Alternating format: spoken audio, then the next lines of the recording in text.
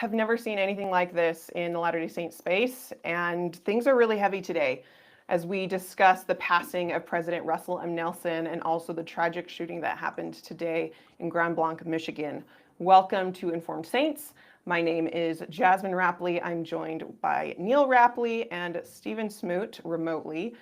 And we've got a lot to talk about. We weren't even planning to do a video like this today, but after seeing just the barrage of notifications and the onslaught of emotion that hit me at least, it felt like we needed to come on and have this discussion. I know I've been feeling a lot of feelings over this. So first, I'd love to just know what your initial reactions were when last night you got the news President Nelson has passed away. I guess I'll go first. It was a little surreal, if I'm being perfectly honest. Like I was just down in the basement. I was working on some projects, some research, writing some stuff, and I saw the notification I saw a notification in a group chat that I'm in, and I clicked from there to the Facebook announcement, and it was only 3 minutes old, and I really, like, I was trying to process, like I was like, wait, is this for real? Like, I was double checking the Facebook page name and everything, making sure, like, is this some kind of joke, or is this for real? Because I just couldn't even believe that, like, in the middle of the night, like that, of all things, right, that, like, this big announcement came out.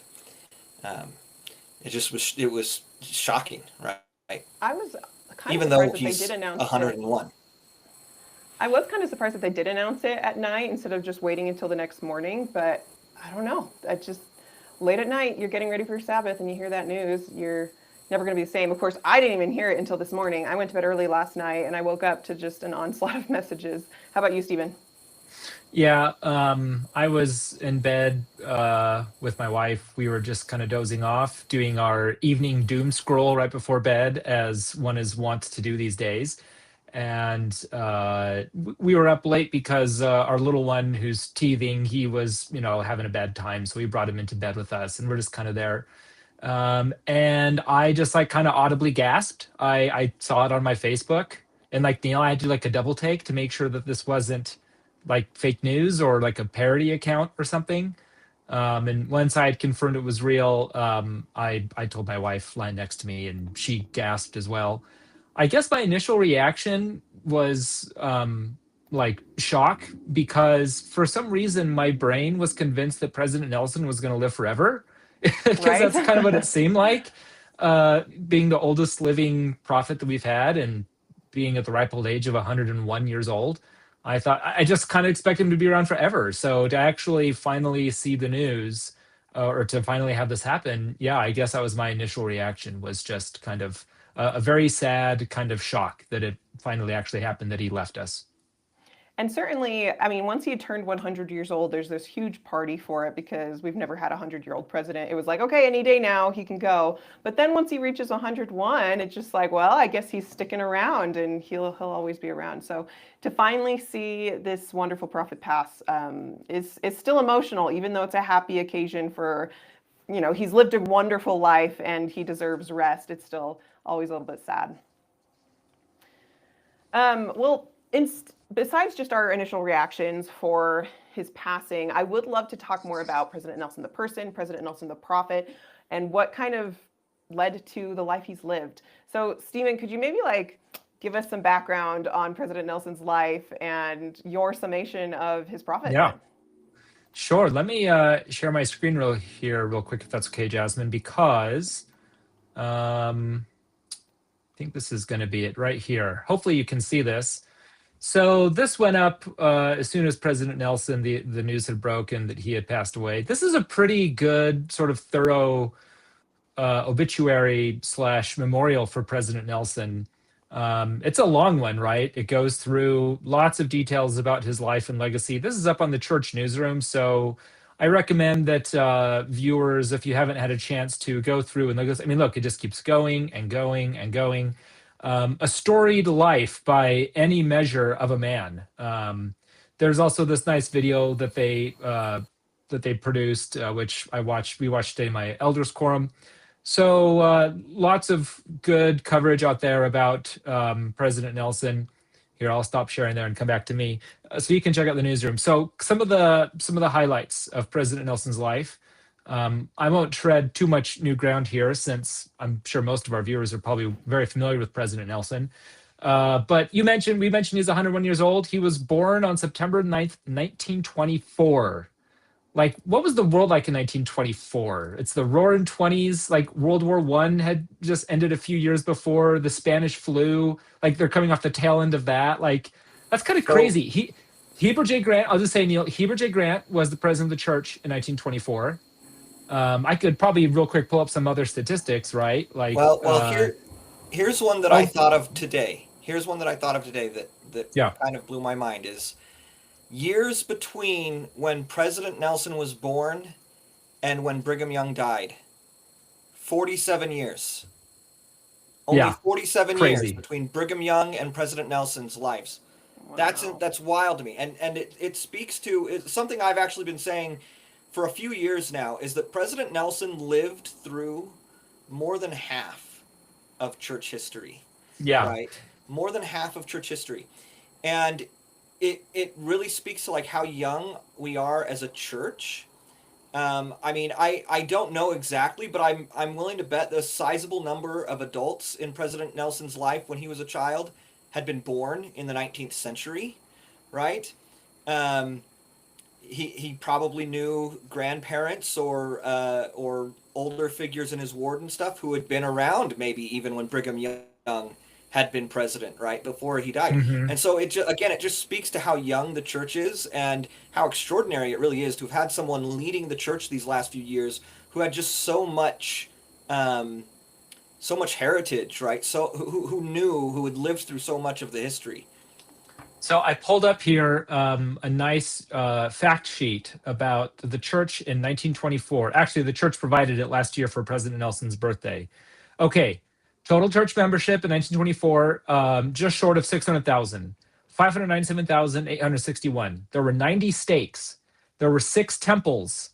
There were 8 stakes with at least 1 stake. There were 3 countries with 1 stake. The total percentage of stakes in Utah at the time was 56%. Total stakes in the U.S. was 95%. There were about 1,600 branches, 25 missions.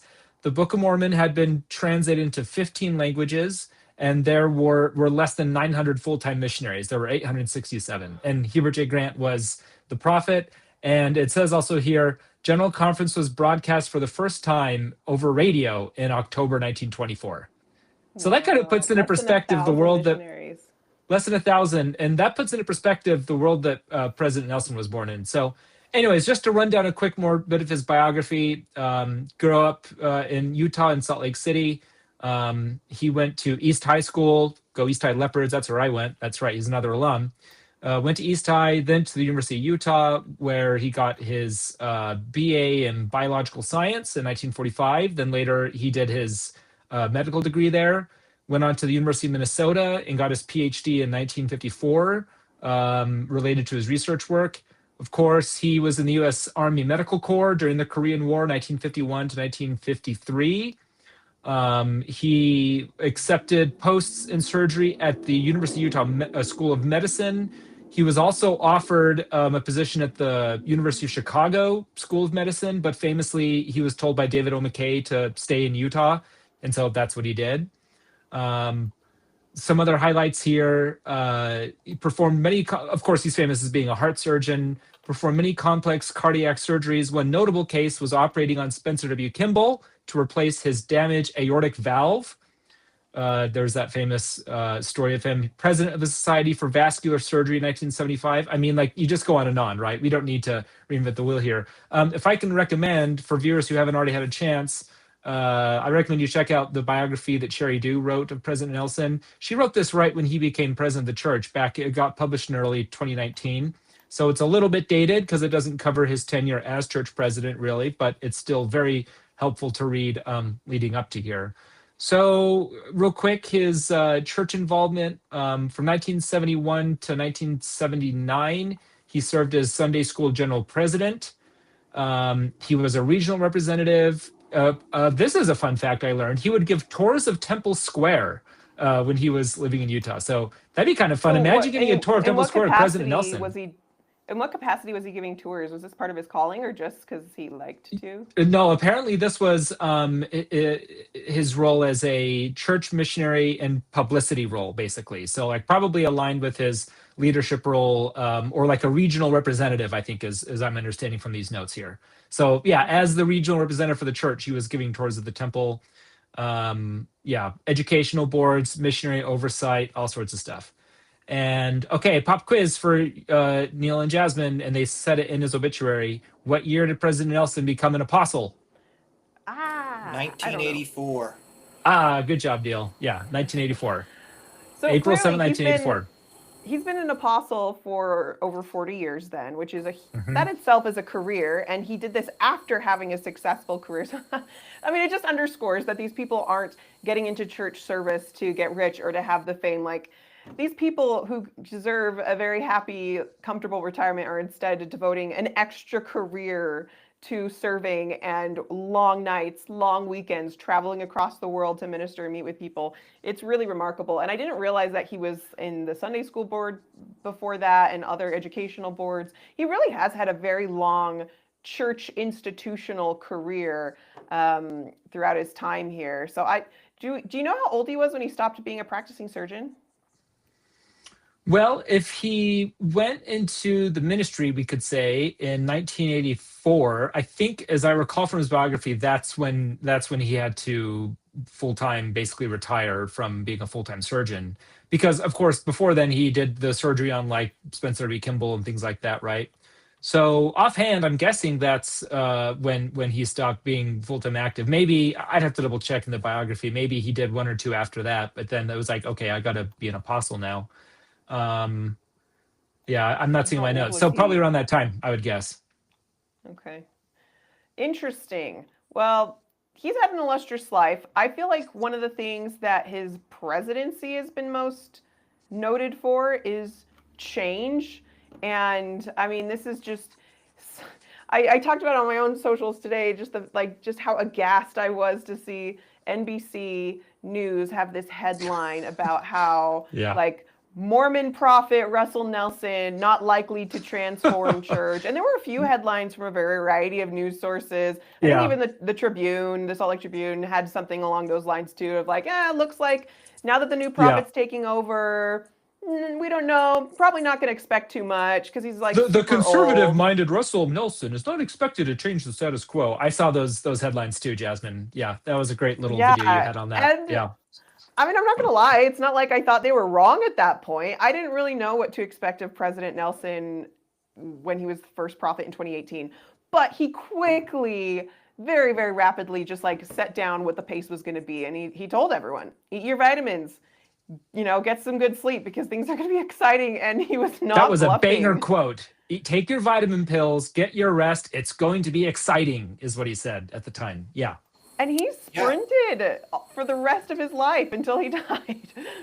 I think that I share similar sentiments. Like I've heard a lot of other people say this, and I'm maybe a little ashamed to say this. I don't know, but like he was not like my favorite apostle. Not that I disliked him, but like he just for me personally, he never really stood out among the quorum of the 12 like some others do. And I know you're not supposed to have favorites, and they don't like us talking about favorites necessarily, but he just wasn't someone who really stood out to me, and so I didn't know what to expect when he became president of the church. And I expected, I thought, yeah, for one thing, he's really old, so I thought maybe we'll get 3 years out of him. He did twice as long, right? And I figured it would be pretty yeah, pretty conservative. Like we're just gonna, for the next few years, we're just gonna continue along in the status quo until the next leader. You know, he was just gonna. I guess what you could say is I thought he was just gonna kind of be a holdover till President Hmm. Oaks or maybe Holland, depending who outlived who in that situation. But that was so far from the truth. He ended up, yeah, just being such a mover and shaker. Um, And I felt like just so much of he was so much what we needed. And what was really kind of transformative for me is, like I said, he never really stood out to me when he was an apostle. His conference talks never really stood out to me when he was an apostle. But once he was president of the church, I felt like it was banger after banger with his conference talks. Like he was so good. Every single talk he gave just felt like it was so much exactly what we needed to hear, what I needed to hear, what the world needed to hear. And he had so many great, there was a lot of great quotable, thought-provoking statements in there, in every talk. It just, I felt like the mantle really fell upon him, and he just really kind of took it to a new level, I felt like. Do you have any examples of conference talks that you're like, yes, this was what we needed to hear right now? Well, I mean, yeah, I think that I was looking through some of the talks this like today, this morning, as I was thinking about them, and I tagged like 11 of them that I thought, oh, these are all ones that I really liked. And so it's when you ask for like one example, it's really hard because so many of them. But like really, just like right out of the gate with the one on the name change, or not the name change, right? But the one emphasizing that we're going to use the policy change, I should say, around using the name of the church and emphasizing that. Just like that for me, right out of the gate, kind of stood out, and it set a tone for a lot of the rest of his ministry that hey, we're about focusing on Jesus Christ. And a couple years later, when the bicentennial of the first vision comes up, and I'm sitting here thinking so much about, like, yeah, I'm going to read up on Joseph Smith and the burned over district and revivals and all of this stuff to like celebrate and commemorate, and those are all good things. But when President Nelson gets up and he speaks, and his talk's called Hear Him, he's focusing on Jesus Christ. He's using this as an occasion to orient us towards the Lord and listening to Jesus Christ in our own lives. And then, of course, the Restoration Proclamation itself, it's something I've noted before. It focuses a lot more on God and Jesus Christ and what they're doing in the Restoration than it does on Joseph Smith and other early saints as agents of what's happening, right? And so those two talks right there, I felt like were both ones that stood out to me, and like I said, kind of reoriented me, made me realize, hey, he's trying to help us focus more on Jesus Christ. And then of course there's like Think Celestial was a great one. Peacemakers Needed, and his emphasis on peacemaking, especially these last couple years, all of them, they, like I said, just talk after talk, I just thought, like, this is so good and this is so needed. Yeah, I remember especially during COVID thinking like, oh, I cannot wait for General Conference. Like, we need to hear from the prophet so badly. I need like some guidance and some direction. And I felt like I got exactly what I came looking for. Hearing the proclamation, hearing the reassurances that things are going to be okay is just what I needed. And I just cannot believe how prophetic President Nelson has been. And that's been like a real testimony builder for myself. He's made so many changes. I haven't always loved all of the changes, or rather it's taken me time to like get used to them, especially when it comes to the temple endowment changes or taking away the live endowment from the Salt Lake Temple. Like, those things were hard for me to hear, but they were really important growing experiences for me in learning, like, okay, what are the priorities, what's most important in life, and do I actually have a testimony of this man? And that led to me searching and praying and wrestling to make sure that I could stand behind President Russell M. Nelson. And I feel like time and time again this man has demonstrated that he really does see around corners.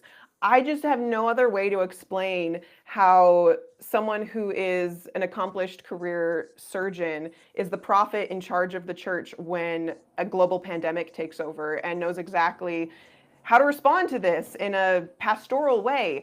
Or the fact that we had just had some pretty negative coverage in the Wall Street Journal, and then the day after, 2 days after, President Nelson came out with an article in Time magazine about his life lessons on like being a peacemaker and making sure that it doesn't matter what people say about us, we need to be the ones who are extending charity and love and grace, because that's going to win over more hearts. And then the week after that article published, we had the assassination of Charlie Kirk, which really just shook the nation and shook the church because it happened here in Utah in the church headquarters backyard.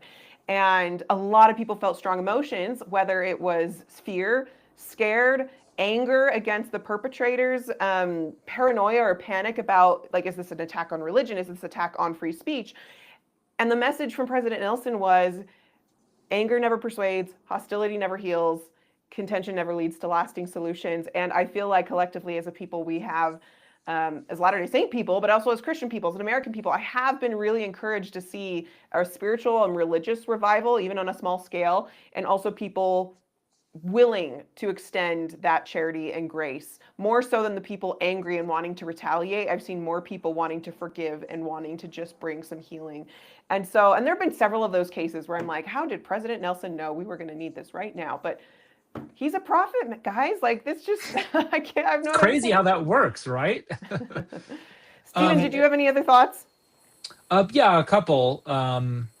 Maybe I'll share right now before I forget, if I'm allowed to indulge in some personal anecdotes. And I promise this is not a flex. I'm not trying to brag or anything, but I do have a family connection with President Nelson. And I want to give a shout out to my dad, if I may, because he made it in the church news back in 1991 when I was just a little tyke. My dad was in the church news with President Nelson. I'm going to share my screen here again real quick. Let me pull this up here.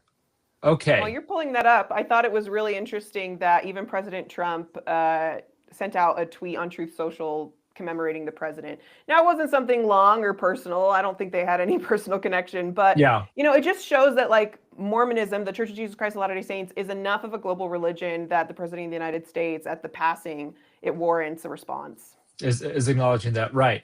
So a little bit of context to this article. Russian dignitaries hosted in the church news, May 11, 1991. So this, of course, is right on the heels of the fall of the Soviet Union. And the church was trying to gain some kind of official recognition in the Soviet Union, I should say the former Soviet Union at the time. And who was our point man? None other than Elder Russell M. Nelson was the guy who was in charge of having some of these meetings with the prime minister and several distinguished leaders from Russia who were in California, right? Okay, so reading along, President or then Elder Nelson's discussing what they were doing here.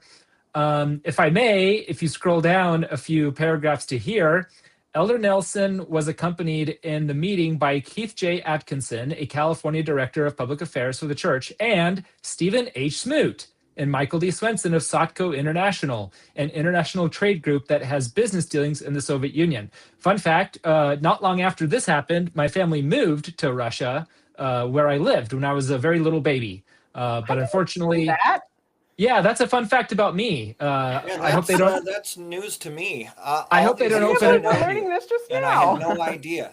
Well, I hope they don't open up an FBI probe on me or something, because I promise I don't remember any Russian, and it wasn't a political thing. It was just for business. So, and I was like 2 years old or 3 at the time or whatever. So, but what's funny here, who has Brother Smoot arranged the meeting between the church and Russian leaders. So the little family claim to fame, as very modest as it is that my dad's business connections, he was able to facilitate this meeting between Elder Nelson and these Russian leaders. My dad knew, and my grandpa knew Elder Nelson, right, again, growing up in Salt Lake. So they went back, their family connections. And so that was it. My dad this morning texted me this. He shared this article with me, and he said, Elder Nelson flew down and back with me to that meeting and said the meeting was, quote, most productive in a letter to the First Presidency, which he copied me on. And I've asked if we still have that letter, and he said, yes, somewhere in my filing cabinet. So somewhere in our family records, we have this fun letter of Elder Nelson acknowledging this meeting. And the one little Smoot claim to fame here is that my dad helped arrange that. Again, not to be immodest or boastful, but just rather to say this is very personal for our family, since we knew President Nelson personally. My dad also told me when President Nelson announced that they were going to do a temple in Russia, after the announcement general conference, President Nelson sent my dad another letter saying, we're so happy about the news. I hope you heard about it. Thank you again for all that early work that you did to help us get the church in Russia. So it's been very tender for my family, right, in the last 24 hours, especially since we do have some family connections with President Nelson. But I would feel remiss if I did not at least share this fun little tidbit. And now you've all learned another fun little fact about me, is that I do in fact have a little piece of Russia in me from when I was a little 3-year-old when our family lived there. Well, now that that is a fun tidbit. Going back a little bit to the changes President Nelson made. So this article in the Church News came out for his birthday in early September, but it was very timely because it's also featured on the front page of the Church News right now. And I was kind of blown away. Like, it took me a long time to read through this article because there are 150 plus announcements and changes in the church since President Nelson became prophet. Now, not all of them are like a groundbreaking. It's like, oh, another mission was opened, another, temple announced. And it's crazy that those are like the mundane ho-hum announcements because there have been so many. But I was just blown away at how much change has happened. Now, I did a post on my socials about kind of like the top 10 changes, in my opinion, that have happened in his lifetime. And I did notice it really was very front loaded in his ministry. 2018 is when he took over, and 2018 to 2019 is where he really crammed in the most changes. Some of them took several years to come to fruition and to really see a lot of the evolution happened, but a lot of it happened in just the first couple of years of his ministry. I don't know, maybe he knew that he was on borrowed time and he had a job and a mission to accomplish before he left this earth, and so he wanted to make sure it happened before he died. But some of the things that happened was, like, for example, we called Elder Gong and Elder Suarez, and even that is significant because these are the first members of the Quorum of the 12 Apostles that are not Anglo-Saxon or that are not of like Caucasian origin. You've got Elder Suarez from Brazil, and then Elder Gong is an American himself, but is of Korean ancestry. And so it is just fascinating. It's exciting to see this new diversity in the Quorum of the 12 Apostles. You've got ministering that replaces visiting and home teaching for April conference. And then in June, they announced that a new hymn book is going to come out. Now, that was a big announcement at the time, and it wasn't until 2024 that we started to see the actual fruition of that, when the first hymns started coming out. And now I think we're at like 60 hymns, something like that. And I read just today that it's going to ultimately be about 350 hymns is the new update of what it's going to be. But we can do another episode all on the hymn book because I've got opinions there.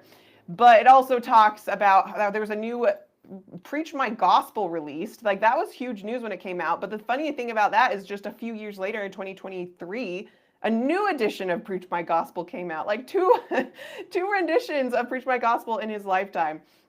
And then this is kind of the big one. We already talked about the rebrand of the church and how they wanted to re-emphasize the proper name of the Church of Jesus Christ of Latter-day Saints and do away with referring to ourselves as Mormons.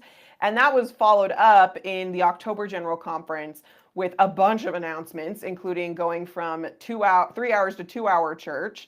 And then also in 2020, 2019, they introduced the new logo or the new symbol for the church. So it was kind of over that 2-year period that we had this rebrand. And that was like a very controversial change. A lot of people had strong opinions about getting rid of Mormon because you had the I'm a Mormon campaign in the earlier 2000s in the first Mormon moment. And so we went from really leaning into that nickname that anti-Mormons had given us in the 19th century to then not shying away from it, but embracing like the full name of the church to focus on Jesus Christ. And we can do a whole episode on just that change alone, but I remember there was a lot of angst from like critics of the church and faithful members, like kind of having an identity crisis that we couldn't call ourselves Mormons anymore. Other changes were Come Follow Me curriculum. You had new seminary curriculum aligning with Come Follow Me. In April, you had what has been like colloquially referred to as the reversal of the exclusion policy. So in November of, was it 2016? There was an initial handbook policy update. It was 2015. Okay, thank you. That excluded children of gay and lesbian parents to have their children baptized. And then in April in 2019, in the handbook, that was reversed. Again, another controversial one and pretty heavy. But FSY was a big one. And just like the youth program in general, I feel like the youth program took on so much new life. The church wanted to really like invest in FSY, taking over the EFY program and make it available to everyone in the church.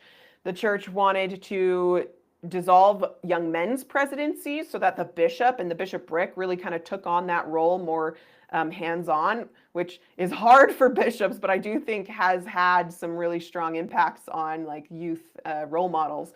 The young women's theme has been revamped. The young women's classes have been changed, and the ages at which you go into young women's and young men's has changed. In May of that year, the waiting period for temple sealings after a civil marriage is discontinued. What that means is before, if you got civilly married outside of the temple, you had to wait 1 year before you were allowed to get sealed in the temple. Now, President Nelson said we are going to do away with that, so you can have a civil marriage outside the temple and immediately go get sealed if you would like. And that one again like felt really prophetic, because then the next year in 2020 we had COVID, and a lot of people had to get civilly married because they weren't able to do temple sealings with the temples closed. I could go on, but I think for me, the biggest changes that President Nelson has made has really focused on the temple. The number of temples being built, he's announced 200 temples, which is insane, and the most temples any prophet has ever announced in this dispensation. And the fact that he also made so many changes to the temple, and that is the hardest part for me to deal with. So in 2019, he made the first changes in January of 2019. The first presidency releases statement on temples, and that is the understatement / euphemism of the century. What that really is the first presidency was not acknowledging / acknowledging that yes, changes have been made to the temple endowment, and that was the first time significant temple changes had happened in quite a few years. I mean, we had new films introduced, I believe, in around 2014, but this was a huge revision of the text of the endowment, or like the presentation of the endowment. It was drastically cut down and language was altered. A lot of women felt like it addressed some concerns of exclusion that they felt in the temple. And that one was hard for me because I love the temple, and so changing the temple, I'm just a traditionalist and a purist. So that was like a wrestle for me, trying to like grapple with my testimony, President Nelson, and I came out believing that this really is what has to happen, and I'm so glad that he's our prophet. But then again, in 2023, in February of 2023, and then again in August of 2024, I believe, is when they had additional revisions to the endowment. So he's done a lot of like praying and grappling and working with his counselors, with the Quorum of the 12, with the Temple Department, to determine like what the world needs right now, and like what revelation we need to be able to distill this very sacred ceremony with these sacred principles, these eternal covenants. How can we better present it and articulate this in a way that's going to come across different educational levels, different cultural backgrounds? And I think that he has done that. I think he's been successful in creating a more positive first-time temple experience for so many people. But then on top of just the endowment changes have been the clothing changes. I believe it was in 2019 as well that they made adjustments to the ceremonial clothing. It was either in 2019 or in 2020. Here we go, January 2020. Adjustments are made to the ceremonial temple clothing. And that was crazy too. I have no idea what the last time that the ceremonial clothing was updated, but this was new. And then of course in 2024 they announced new garment changes where we have the tank top or the open sleeve garment. So just all around, like for me, it's been this man has been a temple builder, and he's been a temple innovator, and he has been a temple revelator. He has been actively seeking revelation on how we bring the temple to the Latter-day Saints and how we bring Latter-day Saints to the temple. And I think it's been fabulous. Do you guys have thoughts on President Nelson's change campaign? I'm just surprised he didn't build a temple in Antarctica. It seems like that was the only place that he didn't announce a temple was going to be built. I'll just say briefly, and then I'll let Neil have a word. I agree with you, Jasmine, that President Nelson as a temple builder is something that his legacy will be defined by. I will even go a step further and say, as a Latter-day Saint, I think Russell M. Nelson focusing on temple building is evidence that he is the rightful successor to the prophet Joseph Smith, and that he holds the keys of the dispensation, because Joseph Smith was a temple builder, Brigham Young was a temple builder. Prophets who hold the sealing keys are temple builders. And with the wonderful resources and finances that the church is blessed with today, President Nelson has executed his prophetic duty to be a temple builder. And that to me, he's accelerated that. And that to me is further confirmation to my mind that of the different successor claimants that have been made over the years to Joseph Smith's prophetic authority or legitimacy, that indeed it rested in the hands of Russell M. Nelson. Here, here. Yeah, I was just going to comment on how, we talk about how there was so much change, but it was like front loaded, like you said. And just briefly reviewing all of that, it kind of took me, like 2018 and 2019 feel like so long ago now. And back then it just felt like everything was happening at like this breakneck pace. And you felt like really disoriented all the time because things were changing constantly. And we're all trying to keep up with this nearly 100-year-old man because he's just like, yeah, boom, boom, boom, we're going. But and then things settled down, right? And I think that that's a good thing because I think it's given people time to get adjusted and used to a lot of the changes, to the point where like I had kind of forgotten that some of those things were newish, that they were changes that had been made in the last few years because they've just kind of become normal. But I just also think that, like, he has had a big part of his legacy is absolutely temple building, but he led the church through a really unique time and situation with COVID-19, and that was to have a global pandemic happen while you are the head of the church. And like you already talked about, Jasmine, the fact that it was a physician, someone, a surgeon, someone with medical training and expertise and background at the time is extraordinary. But he had, 6 years is not a long time to be leading the church in the grand scheme of things. He wasn't Brigham Young, right, who led the church for like what was it, 30, 32 years, 33 years. He only had 6 years, but he accomplished a lot in that time, and it was a uniquely challenging 6 years, at a uniquely challenging time in this world. And one thing I think you picked up from a lot of what he was doing was a sense of urgency, right?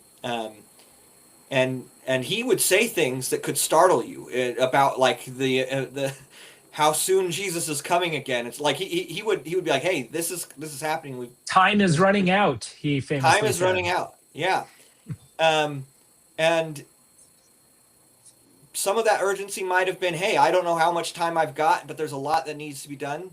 But some of that urgency may be, I don't know how much time the world has, and there's a lot that needs to get done, right? Temple building is something that needs to be done before the second coming. Getting these covenants and these blessings, the opportunity to receive them at least. Obviously, we know not everybody's going to take them, but the opportunity to receive them at least. Getting them out to as much of the world as possible before time's up, right? It's important. It's urgent, and you see that in the priorities of the church under his leadership. It's so true. And I like you said, some of these changes like feel so normal now because so much has happened, but there is a lot of urgency. I remember, especially early on, he emphasized the second coming a lot, and I haven't heard it as much in his later talks, but he definitely talked about like it will not be possible to survive in the coming days without the constant guiding companionship of the Holy Ghost. And prepare for the second coming, it is coming soon. And he created so much urgency, and I'm so grateful that he did. I feel like we as a church have tried to step up to that. But going through that whole list of changes, I didn't even know all of those changes had happened. And I generally consider myself fairly plugged into this kind of stuff. And yet I was going through and I read one about Anchorage, Alaska. Like they made an announcement that the Anchorage, Alaska temple was going to be renovated and relocated. And I'm like, what? When did that happen? And so I went and like read the article. And so it's kind of nice to go down memory lane and like learn more about these announcements that just went under my radar. And in the case of Anchorage, Alaska, it was one of the little temples from the late 90s, early 2000s from President Hinckley. And so it was really, really small. In fact, it was smaller than the adjacent stake center that was in like the lot right next to it. When you look at an aerial map, you're like, it's just this tiny little temple, and then there's a regular sized stake center. And so when I saw that plot map, I'm like, oh, that's why they're moving it. So they were gonna relocate the temple to where the stake center currently is, so that they could make a bigger temple. And so it really isn't like, I mean, it is dramatic, but it's just moving over to where the stake center is. But still, I'd never heard of like a relocation of a temple before. So going through that list was just a great opportunity to learn more about his life that I didn't even know happened before. If anyone wants to learn more, we'll leave the link in the description, but it's on the church news. It's on the front page of the church news right now. May I just say before we wrap up this point on the topic of changes in the temple endowment and other adjustments and so forth, as a Hebraist, it warms my little heart that President Nelson corrected the pronunciation of Elohim. Thank you very much in the presentation of the endowment. And so I'm glad that we have a prophet who is shall we say, sensitively attuned to these little things that nerds like me notice. But you know, President Nelson, of course, would pepper in little Hebrew or Greek words or phrases in his sermons, and so it's something that he was attuned to. So that just kind of warmed my heart, as well as more explicit quotations from like the Book of Abraham and the Book of Moses. So orienting the pearl of great price towards the temple, which is where it belongs, that was a very meaningful change for me that I appreciated. Yeah, well, I was just going to add, you know, your point on being attuned to the Hebrew, right? One of his banger talks, like I was talking about earlier, Let God Prevail, was all about the Hebrew meaning of Israel, right? So yeah, he was very attuned to that. Well, not only was he attuned to that, but he talked to scholars about that sort of stuff, right? He talked to Hebraists who gave him input and feedback on what things meant. And you might want to say, Neil, he was trying to inform the saints about good scholarship out there.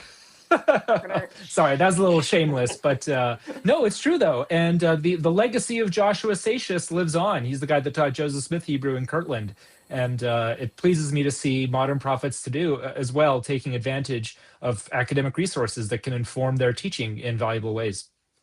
I always appreciated that about President Nelson, his willingness and interest in engaging in antiquity, and his emphasis that the temple is ancient. And that's something I'm personally passionate about. And that's not to say that, you know, Abraham and Moses were doing the endowment ceremony like the way we do it today in the temple, but it is to say that what Joseph Smith revealed, I do believe, has ancient underpinnings. And so it just always was great to hear that reaffirmed, that this isn't a fabrication of a 19th century Joseph Smith. This is revelation from God that is drawing on biblical archetypes and is something that we can, you know, we should study the ancient world. Hear, hear, Jasmine. Well, on that note, any other final thoughts on President Nelson himself? Okay, let's shift over then to the other tragic event that happened today. So the President Nelson passing was obviously sad, but somewhat happy because he lived a good life, and you know he was a very old person. But today, right on the heels of the announcement that President Nelson had passed, as Latter-day Saints are mourning that loss, we get news that there's been a tragic shooting in Michigan, in Grand Blanc, Michigan, at a Latter-day Saint church during sacrament meeting. Now, we have very limited information still at this point. The news is still unfolding, and we're not going to speculate. But from the reports we've been hearing and seeing online, it seems what happened is that an individual drove his truck into the church, began shooting at members, and several were injured. About 9 or 8 or 9 were injured, and a couple were killed, including the shooter himself. It sounds from the reports I've been hearing that the counselor actually in the bishopric seems to have been armed, and so was able to engage in a fight with this perpetrator before shooting him down. So absolutely heartbreaking. That just shook me. And we've had a lot of tragedies lately. We've had the Charlie Kirk shooting. We've had shooting of a Catholic church recently. We've had just like natural disasters going on, but nothing like really shook me like this did, because it just is so close to home. I mean, the Charlie Kirk shooting was close to home in our backyard. This one was in Michigan, but it feels spiritually close to home because this was one of us. I mean, you think about the people in your own ward being in that situation, or you being in that situation, your family being in that situation, your bishopric, and it breaks me. Ugh. What were you guys' initial reactions? Go ahead, Neil. Well, so obviously like horrified, right, and devastated about what happened. And you know, the news has been unfolding, and so it was hard to um, know the seriousness of it initially. Like, I think the first thing I heard was that there was a fire at a church building, and there's been arson happening at Latter Day Saint church buildings uh, way more frequently than there should be, right, over the last few years. And so that initial news was kind of like, that's unfortunate that happened again. And it's a Sunday morning, so maybe there's a greater likelihood people were in there when it happened, whereas usually it's been like on a weekday or whatever, and it's been an empty building. But so initially I wasn't sure how to react, but then as more information became available, it was like, no, okay, a guy literally rammed his car into the walls, open fired on congregants who, you know, the building was full of people, open fired on congregants, set it on fire. Like, this is like a multi-pronged attack, if you will, on the on and we don't know anything about the like what the motive was, whether it was animus towards Latter-day Saints specifically, or what was going on here. But that really doesn't matter, right? This is a horrific act, and to have it come, like you mentioned, Jasmine, like the Charlie Kirk one feels close to home because it's literally geographically, for us at least, for the three of us, and for many, many other Latter-day Saints, right? It's literally close to home. I went to UVU. I was a student there for a number of years, and so to have seen the names of buildings and scenes from that campus all over international news, and you know, with the headlines about Charlie Kirk, really you know, impacted me in you know, in a way that these kinds of events don't always. I mean, they still impact me, but it uniquely impacted me. And then a few weeks later, to have it happen to fellow Latter-day Saints, fellow brothers and sisters in the church, are directly attacked like this. And, you know, the violence impacting our community on both occasions in specific ways. It was, yeah, it's just, it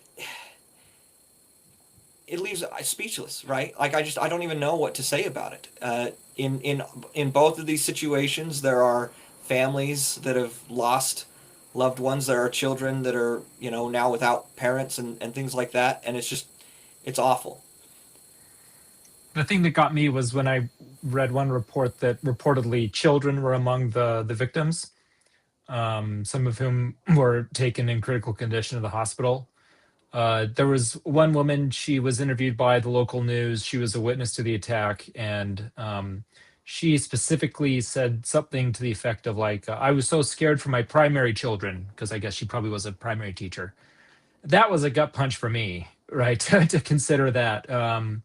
And of course, this comes, Jasmine mentioned, this comes on the heel of two children who were murdered during Mass, no less, another religious service, sacrament meeting and Mass. Two children murdered at the Church of the Annunciation in Minneapolis just a few weeks ago, right? So it's difficult times. I was talking to my wife about it this afternoon, and she says, "Does anybody else kind of feel like we're living in like Book of Helaman, Gadiant and Robbers times, like you know, where there's all these reports of political violence and so much interpersonal hatred going on?" It's deeply concerning on a certain level, right? I agree with Utah Governor Spencer Cox when he was like, "Our country's sick right now." The fact that like we just have what seems like to be an orgy of violence happening, with total disregard for human life. Not only that, but the impulse to like want to jump on the bandwagon of, I think the shooter was a part of this other political tribe that I'm opposed to or whatever. So I'm going to point the fingers. I'm already seeing it now. This guy must have been with this political group, or he must have been politically affiliated that way, or, you know, and just like both sides are screaming at each other. We don't have all the facts right now. I have the AP up right now. The AP is saying, the motive is not yet clear. Authorities did not provide any additional details about the suspect, including whether he's a member of the church or not. Right. So just investigations unfolding. We'll find out in due time. It's times like these where it's best to be prayerful, to be humble and vigilant at the same time, and not jump to these conclusions, and don't jump to just screaming at each other. This is already enough of a traumatic event. We can come together and mourn together, and let the facts come out, and then we can respond accordingly once we have a full picture of what's happening here. So really sad to see this cycle happening just within the last couple of weeks, right? And to see this all playing out here. Well, I think this is a really interesting use case because, like you said, during the Charlie Kirk shooting, there was so much. Oh, he was with this tribe. No, he was with this tribe. And it's trying to so desperately want it to be not your group, but the other group's fault. And even in that, even as it became more clear that, okay, this person was probably an ex-mo, I felt so fatigued of it all and just feeling like it's not anyone's fault. It's not a specific group's fault, and attributing fault It's to the a specific perpetrator's fault. yeah, it's that Yeah. individual's fault. And here where we have a very, we don't know what the motive is yet either. We don't know what in group out group they were in, but clearly this was perpetrated against Latter-day Saints. And so as Latter-day Hmm. Saints, we would be in a position to feel very, we could feel very justified in being like, oh, it's their fault. We're the ones being just so persecuted, so attacked. This is completely unfair. It's their fault. But at the end of the day, like, I'm just still left feeling broken. Like, I'm just still feeling like I don't care whose fault it is. I just want it to stop, and I want the healing to begin, and Right. I just want to start praying for those families that are suffering so intensely right now. And so I really just look to President Nelson when he, in his Time article and in his Peacemakers Needed talk, talked about how we need so much love in this world and so much empathy and not enmity and no more hate. And honestly, okay, I'm even going to shout out yesterday at the Faith Matters conference, Patrick Mason talked about being peacemakers. And I thought he did a pretty decent job saying, like, yeah, if you want to know how people are feeling who loved Charlie Kirk, don't go to MSNBC. And if you want to feel and understand how progressives and liberals are feeling in this country right now, don't go to Fox News. Like, we all need to do a better job of learning and listening about where we're all coming from. And we need to say no to enmity. We need to say no to hate. We really, our strength is going to be in unifying, even as we have differences. And I have differences with Patrick Mason, but I really did appreciate him being willing to say that, and I believe in. Since you mentioned it, Jasmine, I'll read President Nelson's Peacemakers Needed. If you are serious about helping to gather Israel and about building relationships that will last through the eternities, now, and it's italicized for emphasis, now is the time to lay aside bitterness. Now is the time to cease insisting that it is your way or no way. Now is the time to stop doing things that will make others walk on eggshells for fear of upsetting you. Now is the time to bury your weapons of war. If your verbal arsenal is filled with insults and accusations, now is the time to put them away. You will arise as spiritually strong men and women in Christ. That line about now is the time to bury your weapons of war, and in the talk he references, of course, the anti-Nephi Lehis from the Book of Mormon. I feel like that in an immediate response to tragedy like this, regardless of whether it's Latter-day Saints or Catholics or whoever the victims may be, conservatives, liberals, whatever, I think that should be your first reaction is don't pick up your metaphorical weapons of war and start a witch hunt on I'm going to attack my ideological enemy and blame them as being responsible for this until you have all the facts, until you're able to clearly see what motive was. And then you can have those kinds of conversations about how do we address these problems, right? But if we're going to take President Nelson seriously here and honor his legacy, we don't want to vilify people, and we don't want to knee-jerk reaction hate the other side that we think might be responsible for a tragedy because we just naturally are suspicious of them or they're horrible people and they must of course be the one who have done this. Let justice take its course. Let the facts come out. We can have the difficult conversations when they need to arise, but this should be, I think, our primary reaction going forward. This Peacemakers Needed conference talk. I see, Jasmine, you have the statement from the church up there. I'm curious if you want to read that for Yeah, us. I figured we could bring this up too. So the church made an official statement this morning, which is very unexpected for what had just happened. It's fairly customary for church headquarters when a prophet dies to really just focus on that event and to let all other news just kind of take a back seat for a few days while they, mourn and celebrate the prophet's life. And yet obviously the church couldn't ignore this. This was just so pressing and acute and awful. So they made a statement this morning saying that a tragic act of violence occurred today at a chapel of the Church of Jesus Christ of Latter-day Saints in Grand Blanc, Michigan. During Sunday worship services, a gunman opened fire, and early reports indicate that multiple individuals were injured. We ask for cooperation with local authorities as details become available. The church is in communication with local law enforcement as the investigation continues and as we receive updates on the condition of those affected. We offer thanks to the emergency responders who are assisting victims and families. We are deeply grateful for the outpouring of prayers and concern from so many people around the world. In moments of sorrow and uncertainty, we find strength and comfort through our faith in Jesus Christ. Places of worship are meant to be sanctuaries of peacemaking, prayer, and connection. We pray for peace and healing for all those involved. Now, Sarah Allen in the comments mentioned that some early reports are saying that 2 more bodies were found in the rubble of the burnt building from the fire as well. So the victim count is increasing from even this statement that was made. But it just hurts. It is so tragic. And like you said, we just need so much more peacemaking. As recently, all of us got to go see an early screening of Angel Studios' film Truth and Treason, and that's about Helmut Hübner, a Latter-day Saint who was kind of a Nazi resistance fighter in the early days and paid the price for it. And that film, I was deeply affected by that film. I thought it was it was well done. It was emotionally impactful, and it just got me thinking so much about our days today and how it takes so much bravery to push back against a lot of evil. But what that film did is it depicted the Nazis not as just black and white bad guys, but as people doing monstrous things who would also go home and be loving husbands and fathers and having tight family connections and wanting to stand up for what was right, and this was what they believed was right in some cases. And it just is so morally complicated and emotionally complicated to process that, and it just makes me feel that like everyone, no matter what your value system is, no matter what your ideology is, no matter how virtuous you think your belief system is, we all just need to be so much kinder and so much more gracious and forgiving and loving, because ultimately we're all of us are sinners.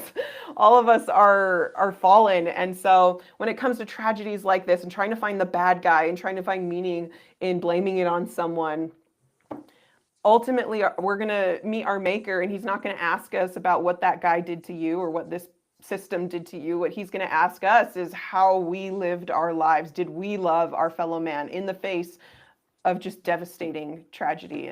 And so I'm trying to do that, but some days it's hard.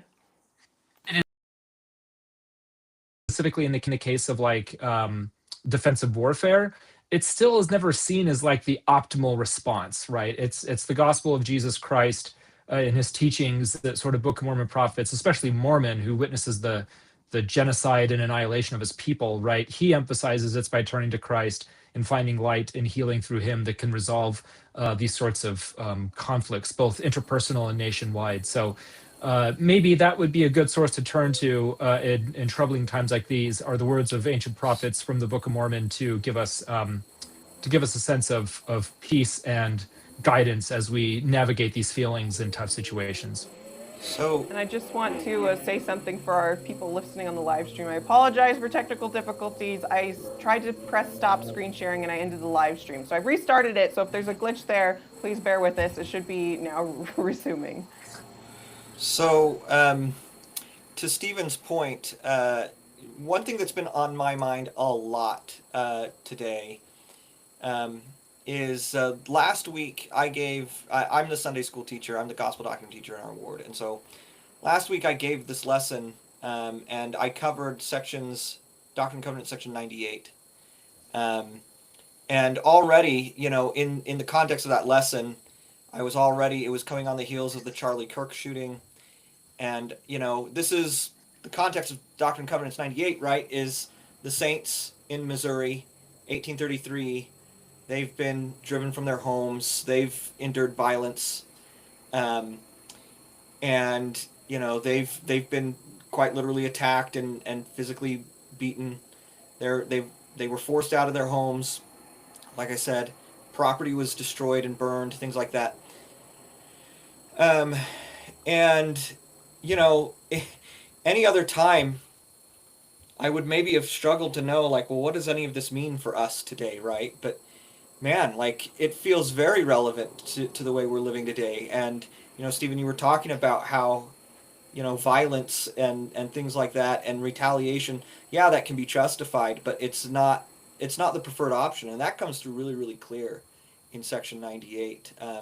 I was struck by the fact that before the Lord even gets to explaining, okay, these are the circumstances in which it's okay for you to retaliate, um, he spends time talking about the law of the land, the Constitution, right? And the message is kind of like lean on, befriend the Constitution, is what he says. But I take that to mean he's telling the saints legal recourse. Go to your legal recourse first, right? Um, but that's also where we get this famous statement. This really quotable, highly quoted scripture, right? That in Doctrine and Covenants says 98 verse 16, renounce war and proclaim peace, right? And there's this urging of the saints to sue for peace, and a few sections later, section 105, after the Zion's camp and everything has happened, the Lord tells them again, sue for peace, do everything you can to make amends and just peaceful resolution of all this stuff, right? And then it's only after the Lord's told them all that, right, in section 98, proclaim peace, renounce war, he tells them to follow after every word. Let's see, what does it say? In verse, I think it's 11. DNC 98. Live by every word which proceedeth forth out of the mouth of God. So follow prophets, follow the law, follow prophets, renounce war, proclaim peace. And then after all of that, it's, okay, if you're attacked, and if you're attacked and attacked and attacked, right, then it's okay to retaliate and defend yourself. But first you have to endure. And so there really is this set, how do we heal? How do we try to create a better world in circumstances like this? It's prioritizing peace. And I mean, I'm not going to say we need to apply the instructions of DNC 98 really rigidly and literally count how many times someone attacks us before we respond or whatever. But I think the overall point is we emphasize making amends. We emphasize peace and peaceful resolution. We emphasize legal recourse when necessary, and we only resort to violence in self-defense when it's absolutely necessary, right? And I think that that whole section, I think, is just really relevant to the world we find ourselves in right now and the circumstances and things that are going on. And so anyway, those are some thoughts for something, I guess. Oh, I think you're on mute, Jasmine. Thank you. One thing I thought was interesting was President Trump. We talked about how he tweeted about President Nelson's passing, but he also did tweet about the tragedy that happened today. And what I thought was interesting about what he said was that he says, I've been briefed on the horrendous shooting that took place at the Church of Jesus Christ of Latter-day Saints. The FBI was on the scene. We're leading an investigation. There's still a lot to learn. This appears to be yet another targeted attack on Christians in the United States of America. So a couple things about that. First, he used the full name of the church, which, points for him for that. But then he also called us a Christian denomination, which I have to give credit where credit is due. And I appreciate that he did that, because on X and Twitter and everywhere else, something I've been seeing a lot of is people saying, don't call this an attack on a Christian church because Mormons aren't Christian. And I don't know, that just, it hurts a little more this time. I'm so used to people calling me a cult, and I'm so used to people telling me I'm not Christian. I'm so used to it. But in the face of a tragedy like this, and for people to say, hey, we're really hurt, this seems to be an attack on Christianity, or this is so sad that someone would attack a Christian church like this, and for people to say, you're not allowed to say that, you're not Christian, in the face of it, just feels very harsh and feels very in poor taste at the very least. And so I appreciate President Trump acknowledging the Christianity of our religion, but also Robert P. George made a tweet that I appreciated as well, saying, Catholic and Protestant friends, members of the Church of Jesus Christ of Latter-day Saints are today mourning the death of their beloved leader, President Nelson. At the same time, they are in shock at a murderous assault at a church in Michigan. This is no time for theological disputations. The only thing we should be saying right now is that we stand in loving solidarity with you, dear brothers and sisters. And I really, that warmed my heart. I really appreciated that sentiment, that olive leaf of saying, even if we disagree about if they're Christian or not, like now is just not the time. Like if we truly are Christian, we should just be loving right now. And so I agree. Mhm. Oh, Yeah, any other I had the thoughts same about today's reaction when I tragedy? saw that. I'll just say I won't belabor the point, but I had the similar reaction. Like, well, they're not really Christians, so you can't. It's like, come on, dude. Like the bodies aren't even cold yet, and you're already getting in the actually they're not Christians deal. It's like this is so not the time or place to be adjudicating that. And so I am grateful for those who have stood up for us, if you will. And it's nice to see that we do have some allies out there, at least I suppose, that will at least kind of stand up for us like that. My one caveat there is I do worry a little bit that I think some of the people like President Trump who are saying this is an attack on Christianity are doing it more so for political reasons than any real like yeah, Latter-day Saints are our fellow Christians kind of thing. They want to push a narrative about this that frames it as part of this larger um, cultural and political moment, and obviously it is to some extent going to be interconnected to that in some ways. But they want to push this larger narrative that Christianity is under attack, and I don't particularly appreciate that. I don't really care which side of the political spectrum you're on. I don't like taking a tragedy like this and trying to push an agenda with it. Politicizing it. Right. That's a good point, Neil. Yeah, that's good to keep in mind. I agree. Well, all things considered, this has been a really heavy day. I've felt like a heavy heart. I've been really stressed today. And so it's been helpful for me to just have this discussion. But for those of you still struggling, reach out to people. Don't be alone. And just know that we're all struggling too. It's been rough. For those who want to learn more about President Nelson's life, I would recommend his biography, Insights from a Prophet's Life by Russell M. Nelson by Sherry Dew. It's an Ta-da. excellent book. Yeah, Steven's read it. It's great. Pairs well with this teachings of Russell M. Nelson. They go well together. And then as far as the shooting goes, I mean, we'll get more information from news sources as we learn more. So in the words of President Nelson, anger never persuades, hostility never heals, contention never leads to lasting solutions. God bless everyone. Let's have prayers for the family, and we will see you next time.